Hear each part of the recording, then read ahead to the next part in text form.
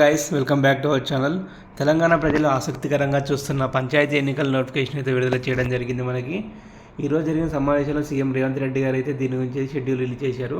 మొదటిగా MPTC, ZPTC, ఆ తర్వాత గ్రామ పంచాయతీ ఎలక్షన్ నిర్వహిస్తారు.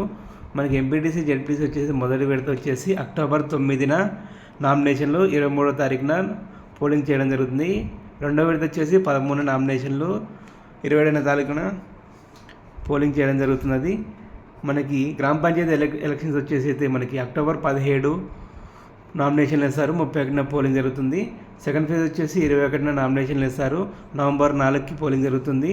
థర్డ్ ఫేజ్ వచ్చేసి అయితే 25వ తారీఖున నామినేషన్లు, తర్వాత వచ్చేసి మనకి 8న పోలింగ్ జరుగుతుంది.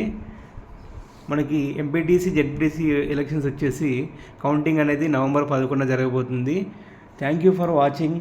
Please like, share and subscribe. Thank you.